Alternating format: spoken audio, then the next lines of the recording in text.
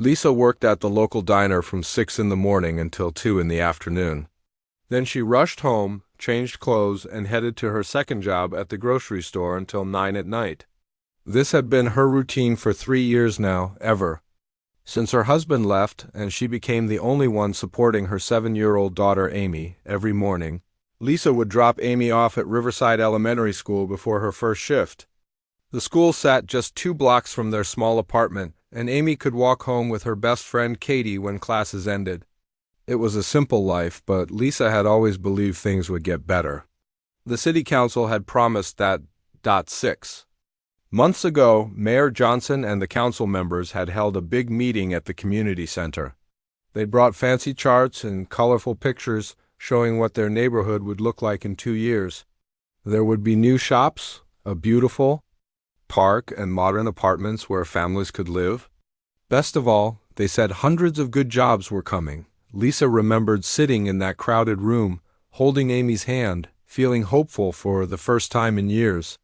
The old textile factory had been empty for almost a decade, just sitting there, like a giant concrete tomb. Weeds grew through cracks in the parking lot, and teenagers sometimes broke the windows. Everyone wanted something better for that ugly space. The council showed pictures of children playing in green parks. They talked about a community center with a swimming pool and basketball courts. There would be walking trails and gardens where families could spend time together. Lisa had even started saving money, thinking maybe she could afford one of those new apartments someday. But now, 3 months after construction began, things felt different. Very different. It started with Amy's cough. At first, Lisa thought it was just a cold. Kids got sick all the time, especially during the school year, but this cough wouldn't go away. It was a dry, harsh sound that made Amy's small chest shake. Lisa took her to the clinic twice, and both times the doctor said it was probably allergies. Then Katie's mom mentioned that Katie had the same cough. So did the Miller boy from down the street, and the twin girls who lived above the bakery. Lisa started counting and realized at least 12 kids in their neighborhood were coughing the same way. One evening, while Lisa was hanging laundry on her small balcony, she noticed something strange. Mrs. Rodriguez lived in the apartment below, and she had always kept the most beautiful flower garden on her patio. Red roses, yellow marigolds, and purple petunias bloomed there every summer. But now, in the middle of growing season, the flowers looked sick. Their leaves were turning brown and falling off. Some plants had died completely. Lisa walked down to talk to Mrs. Rodriguez, who was 73 and had lived in the building longer than anyone else. The older woman was sitting on her patio, staring sadly at her dying garden. "I don't understand it," Mrs. Rodriguez said, shaking her head. "I've been growing flowers here for 15 years. I know how to take care of them, but look at this." She pointed to a rose bush that should have been covered with blooms. Instead, its stems were bare and the leaves looked burned. "When did they start looking like this?" Lisa asked. "About a month ago, right around the time they started doing all that digging over at the construction site." Lisa looked toward the old factory grounds where enormous machines worked day and night. She could see clouds of dust rising from the construction area, and the constant noise of bulldozers and drilling equipment filled the air. She had gotten used to the sounds, but now she wondered what else might be coming from that direction. The next day, Lisa decided to take a different route to work. Instead of her usual path, she walked past the construction site. What she saw made her stomach feel tight with worry. The workers weren't just building new structures. They were digging deep holes in the ground, and she could see dark, oily-looking soil being loaded into big trucks. A chain-link fence surrounded the work area, with signs warning people to stay out. But through the fence, Lisa could see that some of the dirt looked strange. It wasn't the normal brown color of soil.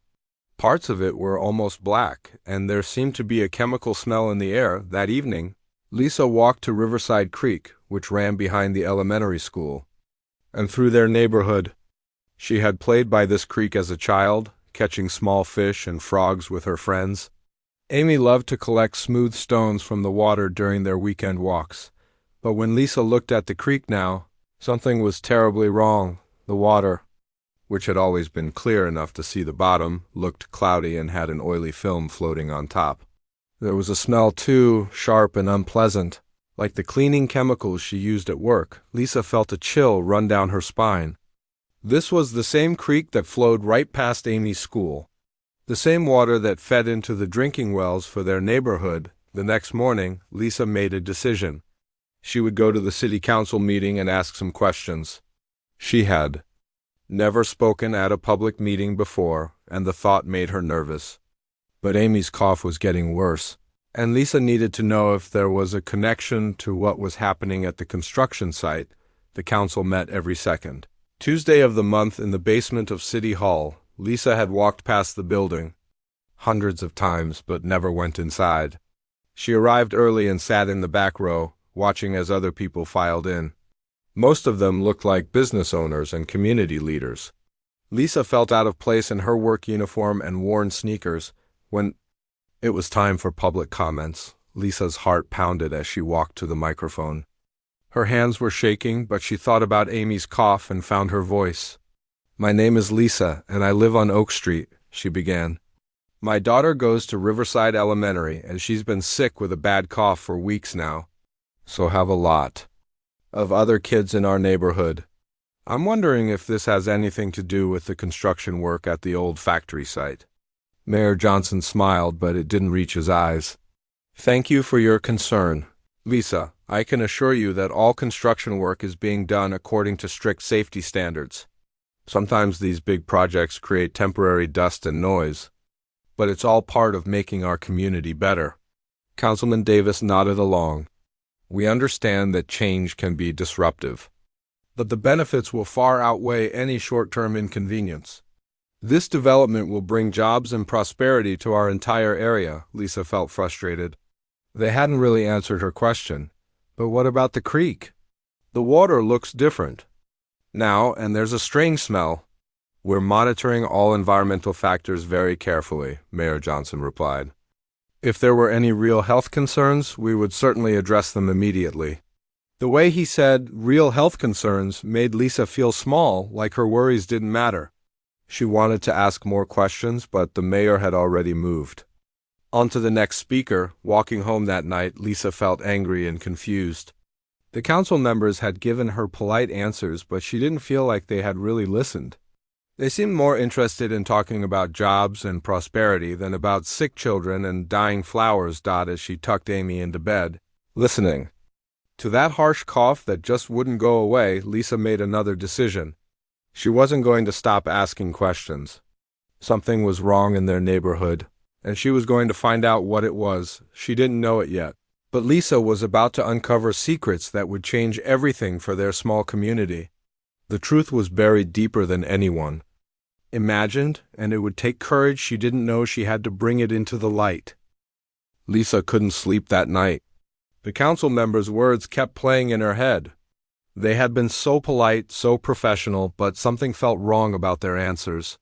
When Amy woke up coughing again at 3 a.m, Lisa's frustration turned into determination. The next day at the diner, Lisa found herself talking to Danny, one of her regular customers. Danny was in his 50s and had worked as an engineer at the textile factory before it closed. He came in every morning for coffee and usually sat at the counter reading the newspaper.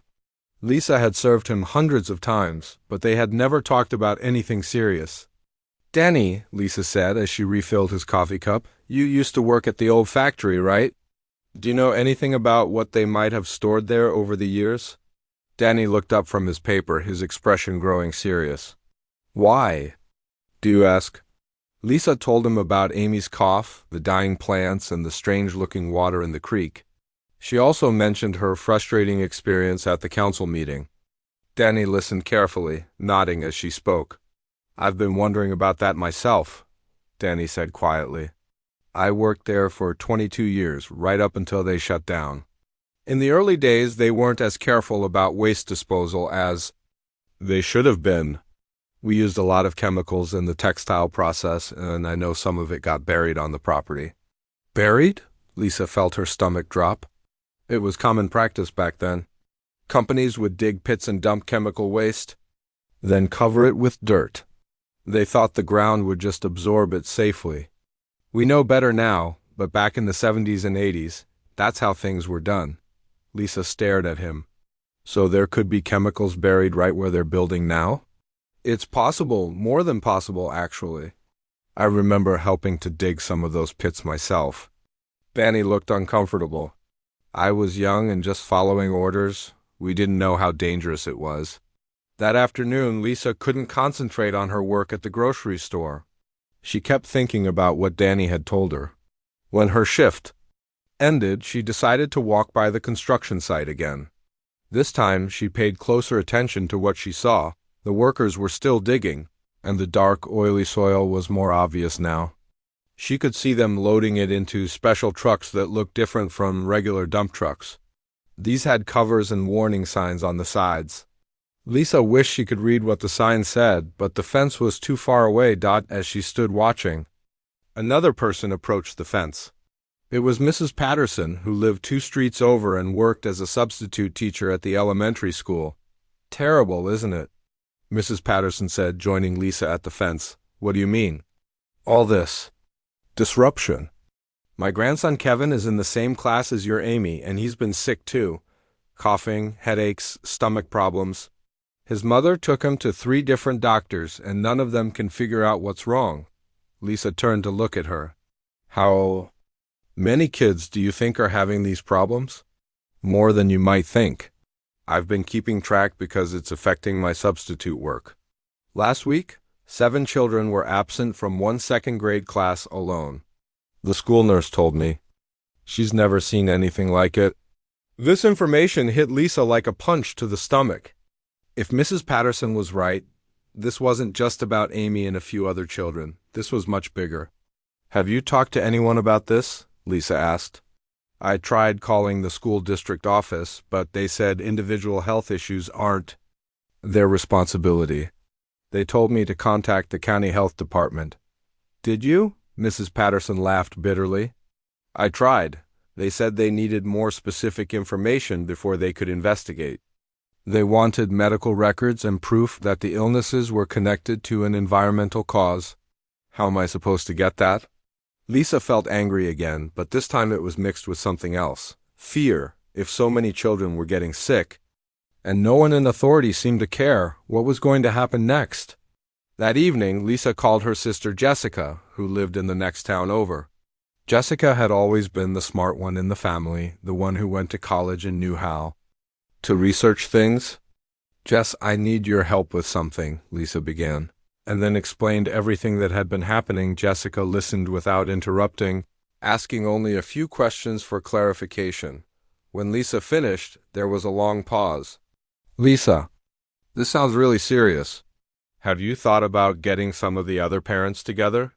You might have more influence as a group than you do individually. I wouldn't even know where to start. Well, you could begin with the parents of the kids who are sick. Mrs. Patterson seems like she's already concerned. Maybe there are others. Lisa thought about this. It made sense, but it also felt overwhelming. She had never organized anything in her life. There's something else you should do, Jessica continued. You need to start documenting everything. Write down dates when Amy gets sick, take pictures of the construction site, keep track of what you see and when you see it. If this turns into something bigger, you'll need evidence. After they hung up, Lisa found an old notebook and started writing. She documented Amy's symptoms, the dates of doctor visits, and everything she had observed about the construction site. And the creek. It felt good to have a plan, even a small one. The next day was Saturday, and Lisa decided to walk around the neighborhood more systematically.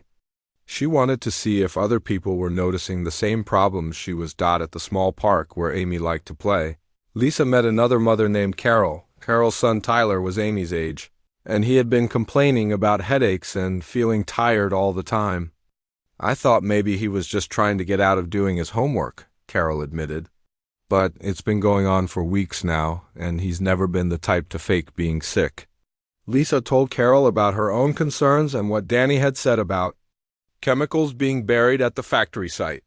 Carol's eyes widened. You know, my husband works for the city water department. He mentioned that they've been getting some strange readings from the wells in this area, but his supervisor told him not to worry about it. Strange readings? Higher levels of certain chemicals than usual, but apparently not high enough to be considered dangerous.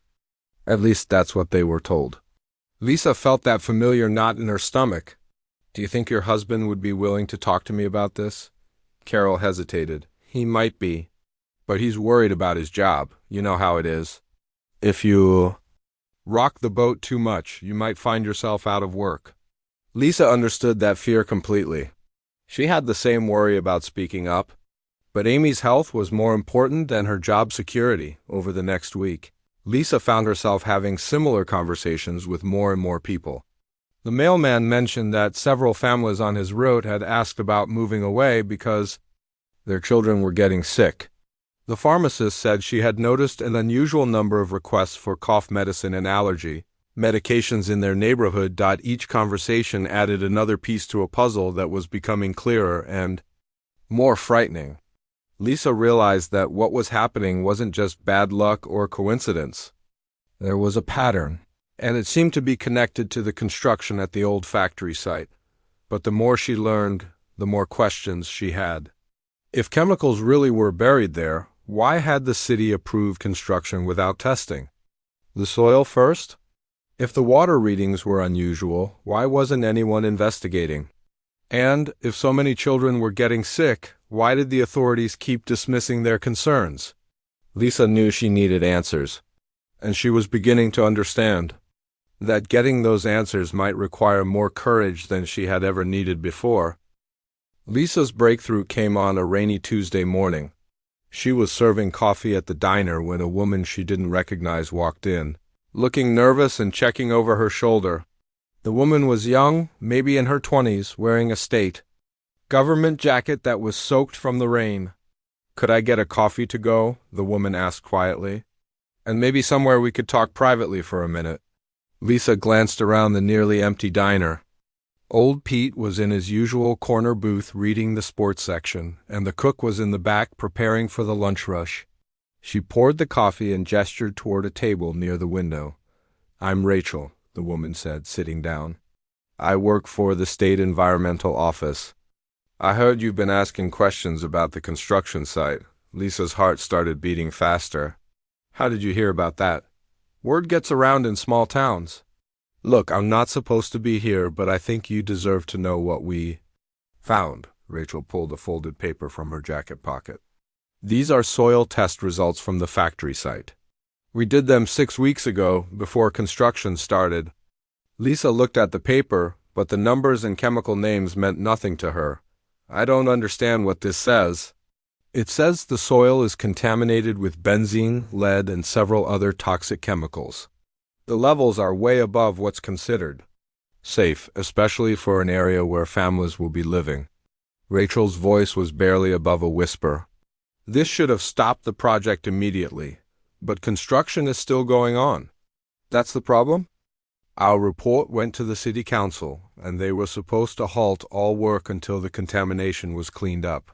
Instead, they buried our report and told the construction company to keep digging." Lisa felt like the room was spinning.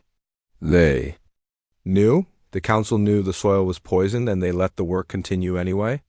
Rachel nodded grimly. "There's more. The groundwater under the site is contaminated too. It's the same water that feeds into Riverside Creek and supplies the drinking wells for your neighborhood." Now Lisa understood why Amy and so many other children were sick. They had been drinking contaminated water and breathing contaminated dust for months. The council members who had given her those polite, dismissive answers at the meeting had known the truth all along. "Why are you telling me this?" Lisa asked.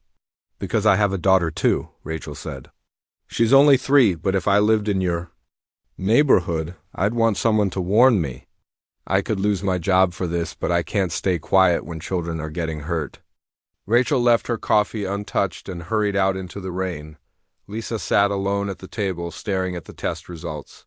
The paper felt heavy in her hands, like it contained more weight than just ink and numbers. That afternoon, Lisa called Jessica. Again, her sister was shocked by what Rachel had revealed. Lisa, you need to get this information to other parents immediately, and you need to contact some kind of legal help. I don't know any lawyers. I can't afford a lawyer. There are organizations that help with environmental cases. Let me do some research and get back to you. Lisa spent the rest of the day making phone calls. She reached out to Carol, Mrs. Patterson, and several other parents she had met. She also called Danny and asked if he would be willing to talk to the group about what he knew regarding the factory's history. By evening, Lisa had organized a meeting for the next day at the community center. She was amazed at how quickly word spread. Parents started calling other parents, and by Wednesday night, over 40 people had gathered in the same room where the council had made their promises. 6 months earlier, Lisa stood in front of the group, holding Rachel's test results. Her hands were shaking, but her voice was steady as she explained what she had learned. When she finished reading the contamination levels, the room was completely silent for several seconds. Then everyone started talking at once. Parents shared stories about their children's symptoms. Mrs. Patterson talked about the rising absence rates at school. Carol's husband, who had come despite his fears about job security, confirmed that the water department had been instructed to downplay the unusual chemical readings. So what do we do now? Asked Robert, whose twin daughters had both developed severe asthma in recent months. Danny stood up. First, we need to understand that this isn't just about the current construction. When I worked at the factory, we buried chemical waste all over that property.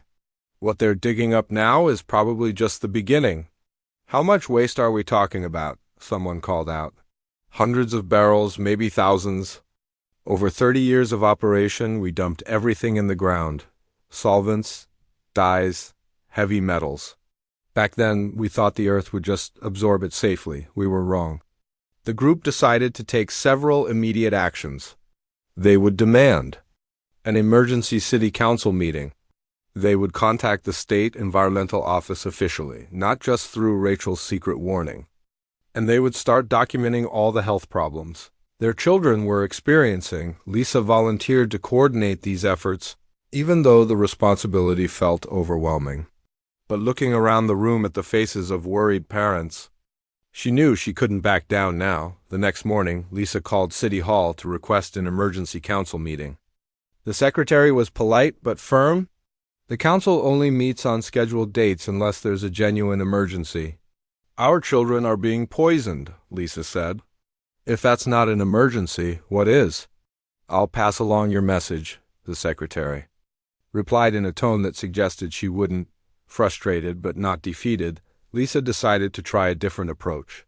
She remembered that the regular council meeting was still a week away. Instead of waiting, she would use that time to gather more evidence and organize more parents. Jessica called back with the contact information for an environmental lawyer named Michael Chun, who worked with a non-profit organization that helped communities facing toxic contamination. Lisa was nervous about calling a lawyer, but Jessica encouraged her. Mr. Chun, Lisa began when she reached him, I think our neighborhood is being poisoned and our city council is covering it up. She explained everything, from Amy's cough to Rachel's secret test results. Mr. Chun listened carefully, asking detailed questions about dates, symptoms, and the council's responses. Lisa, what you're describing sounds like a clear case of environmental injustice, he said when she finished. My organization would be very interested in helping your community. But we'll need more documentation and we'll need to move quickly. What do you mean by moving quickly?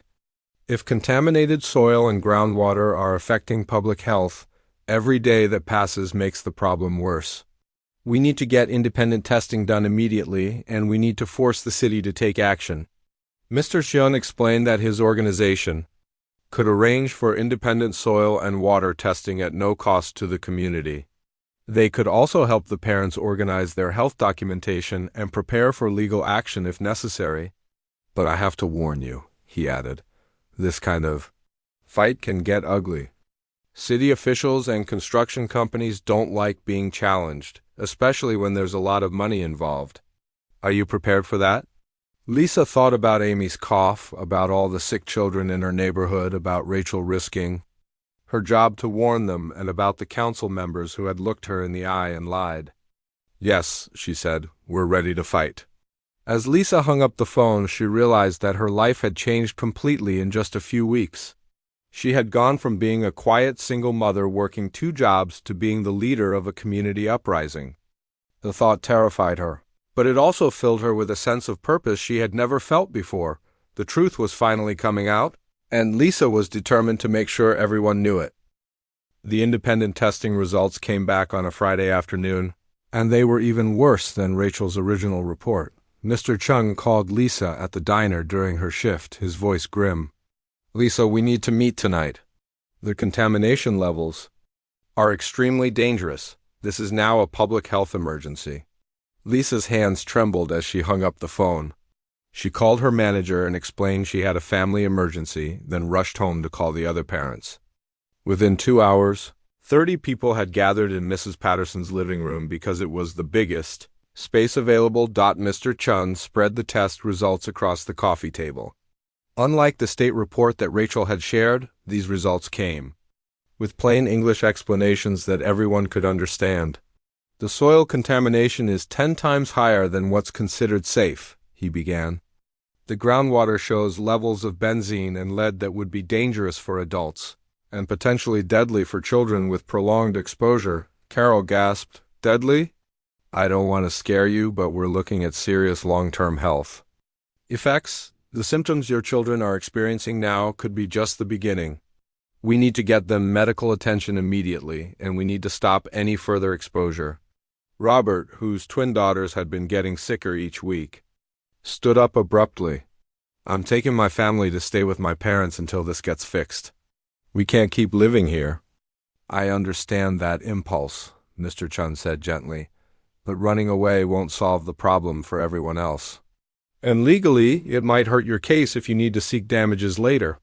Lisa looked around the room at the frightened faces of her neighbors. These were good people who had trusted their local government to protect them.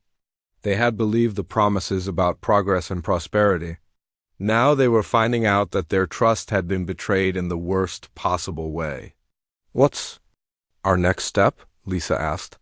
"We demand immediate action from the city council.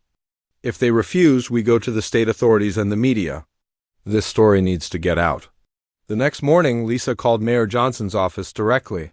She had learned that being polite and patient wasn't getting results, so this time she was more direct. "Mr. Mayor, this is Lisa from Oak Street. I need to speak with you immediately about the contamination at the factory construction site." "Lisa, I thought we addressed your concerns at the council meeting.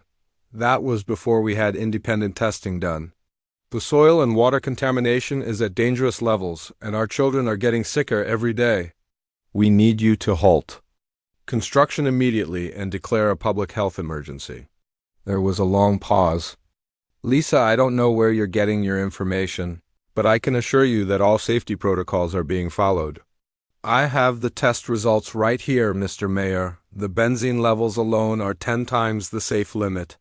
Another pause. Longer this time. "Those tests weren't authorized by the city. We can't make policy decisions based on unofficial testing." Lisa felt her anger rising. "Unofficial? These tests were done by a certified environmental laboratory. Children are getting sick, and you're worried about who authorized the tests? I think you're getting worked up over nothing, Lisa. Why don't you come in next week and we can discuss this calmly?" "Next week?" "Mr. Mayor, we're talking about a public health emergency. Every day you wait, more children get exposed to these toxins. Lisa, I'm going to have to end this call. If you have concerns, you can address them at the next scheduled council meeting." He hung up. Lisa stared at the phone, amazed at how easily he had dismissed clear evidence of danger to the community he was supposed to protect. That afternoon, Mr. Chun helped Lisa draft a formal letter to the state environmental agency, the county health department, and the local newspaper. The letter detailed the contamination findings and demanded immediate action.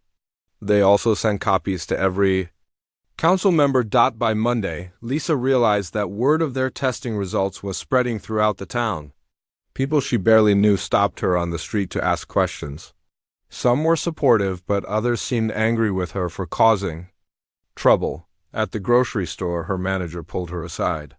"Lisa, I've been getting calls from city officials asking about you. They wanted to know if you were a reliable employee or if you had a history of causing problems." Lisa felt a chill run down her spine.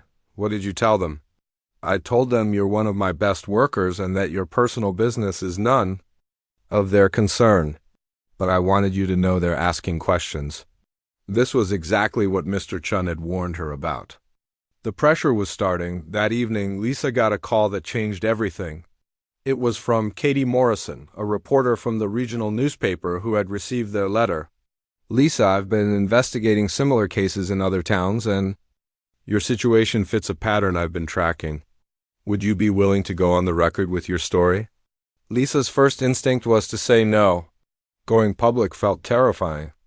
But then she thought about Amy's cough, about the twins getting sicker, about all the parents who were scared and looking to her for leadership. "Yes," she said, "I'll talk to you." Katie came to town the next day and interviewed Lisa, Danny, Mrs. Patterson, and several other parents. She also spoke with Mr. Chun and reviewed all the testing results.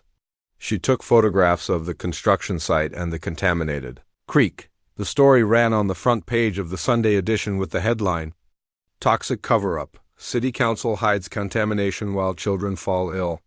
Lisa bought 5 copies of the newspaper and read the article over and over. Seeing their story in print made it feel more real and more urgent. Katie had done an excellent job explaining the technical details in simple terms that anyone could understand, but the real impact came on Monday morning when Lisa's phone started ringing non-stop. Parents from other neighborhoods were calling to report similar health problems in their children. Environmental activists were offering to help. A lawyer from the state capitol wanted to discuss a class action lawsuit, most importantly, a state legislator named Patricia Williams called and said she was launching an official investigation into the city council's handling of the contamination. "This kind of cover-up is exactly why we need stronger environmental protection laws," she told Lisa. "Your community's courage in speaking out could help protect other families across the state." The newspaper story also brought unexpected support from people Lisa had never met. A doctor from the children's hospital offered to examine all the affected children for free. A water treatment company volunteered to install temporary filtration systems in the most contaminated homes, but the story also brought backlash. That same Monday, Lisa received a certified letter from the city's legal department threatening legal action if she continued to spread false information that damages the city's reputation and economic development efforts. Lisa called Mr. Chun immediately. "They're trying to sue me for telling the truth?" "It's an intimidation tactic," he explained. "They're hoping to scare you into backing down. But we have solid evidence, and you have the right to speak out about public health threats. Don't let them silence you." That evening, the scheduled city council meeting was packed like never before. Over 200 people crowded into the chamber, spilling into the hallways. Local television crews had set up cameras. Lisa sat in the front row, flanked by other parents and Mr. Chun. When Mayor Johnson called the meeting to order, his usual confident demeanor was gone.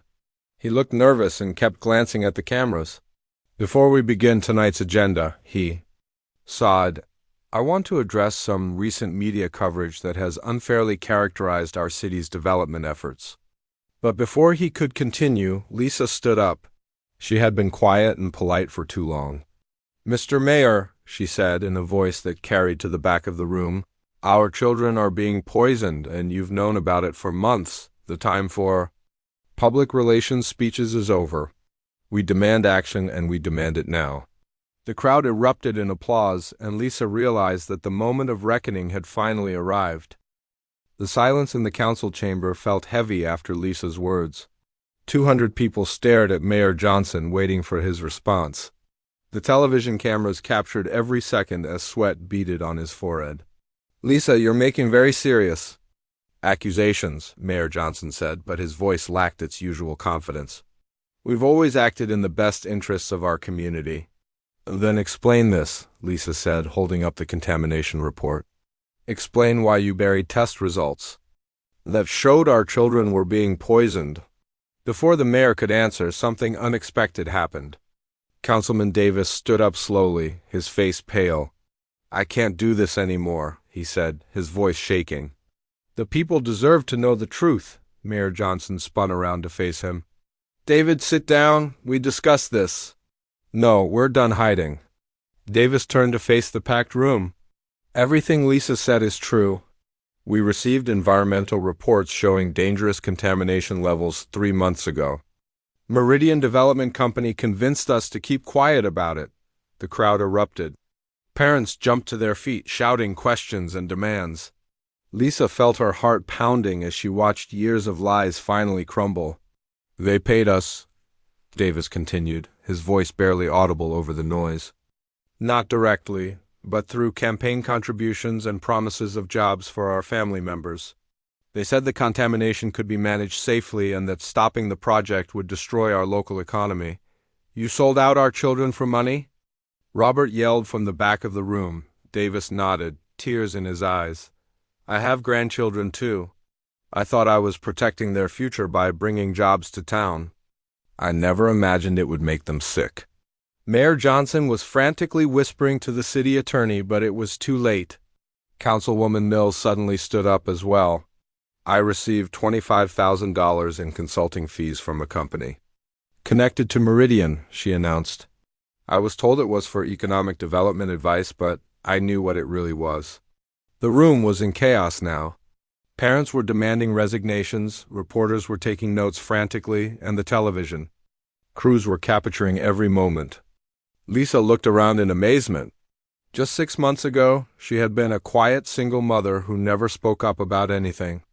Now she was watching the entire corrupt system collapse because she had refused to stay silent. Mayor Johnson banged his gavel desperately. This meeting is adjourned. No, Lisa called out, her voice cutting through the noise. We're not leaving until you announce what you're going to do to fix this mess. The crowd supported her with cheers and applause. Mayor Johnson looked trapped, glancing between the angry faces and the cameras recording his every move. What do you want? He asked weakly. First, stop all construction at the factory site immediately, Lisa demanded. Second, declare a public health emergency and provide medical care for all affected children. Third, resign from office because you can't be trusted to protect this community. The crowd roared its approval. Mayor Johnson huddled with the remaining council members for several minutes before returning to his microphone. Construction will be halted tomorrow morning, he announced reluctantly. We'll also authorize emergency medical screenings for any children showing symptoms. And your resignation? Lisa pressed. I'll consider it, but Lisa knew that wasn't enough. Over the next week, she organized daily protests outside City Hall.